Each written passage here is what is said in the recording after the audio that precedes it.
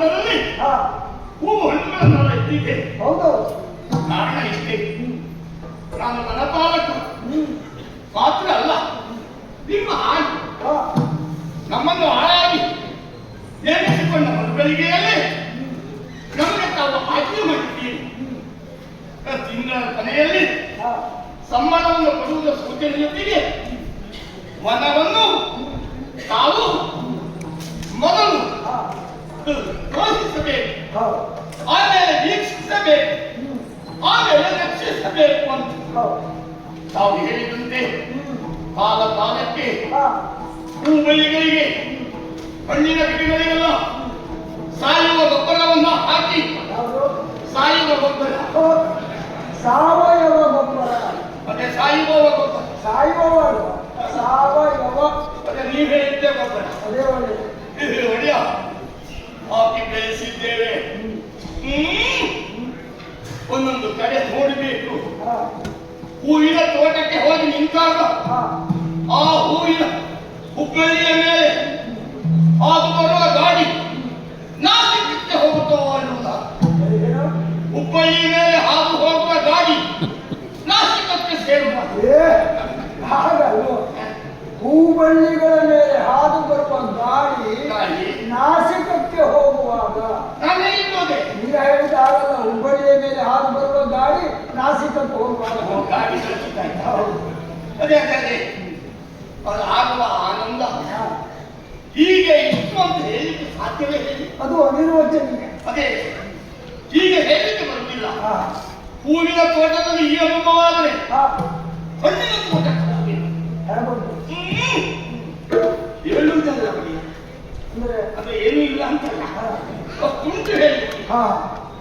ಕಾಯಿಗಳೆಲ್ಲ ಹಣ್ಣಿಗೆ ತಿರುಗಿದಾಗ ಆ ಭಾರಕ್ಕೆ ಕಂಗೆಗಳು ಹೀಗಿದ್ದ ಕಂಗೆ ಹೀಗಾಗ ಮಾತ್ರ ಅಲ್ಲ, ಆ ಕಡೆಯಿಂದ ಗಾಳಿ ಬೀಸುವಾಗ ಕಂಗೆಗಳೆಲ್ಲ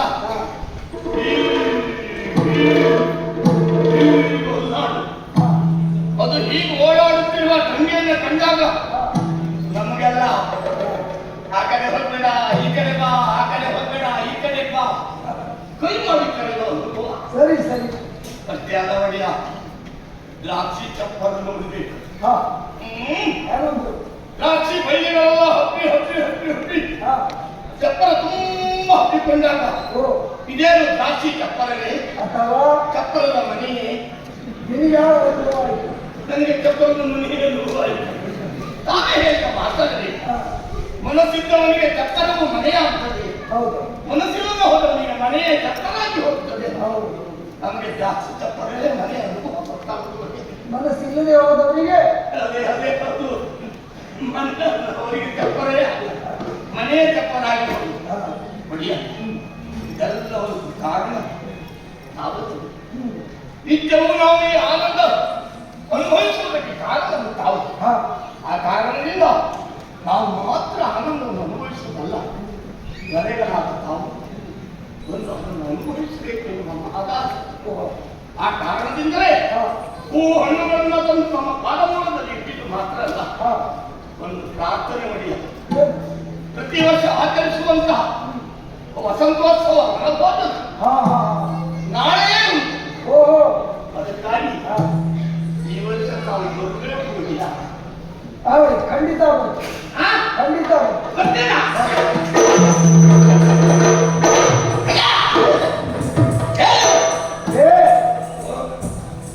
ಬರ್ತೇನೆ ಅಂತ ಹೇಳಿದ್ದೆ ತಡ, ನಿನ್ನಷ್ಟಕ್ಕೆ ನೀನು ಮಾತಾಡ್ತಾ ಹೋಗ್ತಾ ಇದೆಯಲ್ಲ. ಹಾಗಾದರೆ ಕಾರಣ ನೋಡಿ, ನಾನು ಹಣ್ಣುಗಳನ್ನು ತೆಗೆದುಕೊಂಡು ನಿಮ್ಮ ದರ್ಶನಕ್ಕೆ ಬರುತ್ತೇನೆ ಅಂತ ಬರ್ತಾಗ ಕೆಲವು ನಮ್ಮವರೆಲ್ಲ ಹಿಂದಿದ್ದವರು ಹೇಳಿದ್ರು, ಪ್ರತಿ ವರ್ಷ ಹೋಗ್ತೀಯ, ಹೂ ಹಣ್ಣು ಇಟ್ಟು ಕೈ ಮುಗಿದು ಬರ್ತೀಯ, ಅವ್ರು ಬರುವುದಿಲ್ಲ, ನೀ ತಲೆ ಬಿಡುವುದಿಲ್ಲ.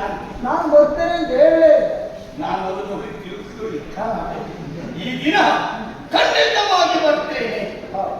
ನಿಮ್ಮ ನಾಲಿಗೆಯಿಂದ ಹೊರಬಂದ ಮಾತು ಯಾವತ್ತೂ ಸುಳ್ಳು ಆಗುವುದಕ್ಕೆ ಸಾಧ್ಯವಲ್ಲ. ತಾವು ಸುಳ್ಳು ಆಡಿದವರು ಅಲ್ಲ.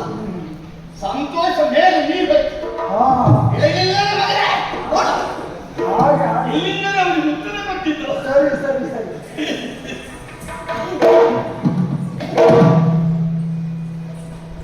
ಯಾವ ರೀತಿಯ ಮಹಾರಾಜ ನಿನಗೆ ಸಾರಿ ನನಗೆ ಬೇರೆಯವ್ರ ಹತ್ರ ಆದ್ರೂ ತಲೆ ಕೊಡ.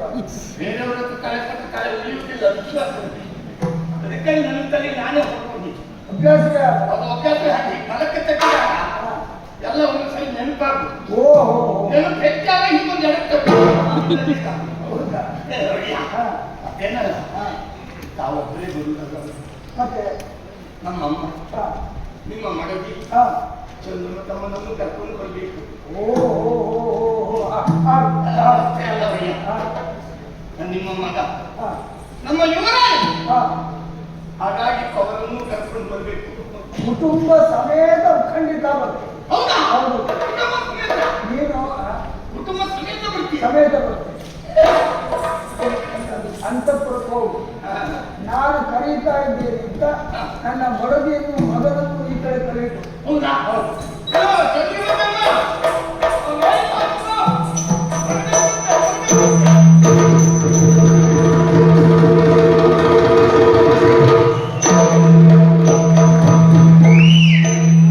ಚಂದ್ರಮತಿ ಎಲ್ಲಿ ನಮ್ಮ ಮಗು ಹೋಯ್ತಾ?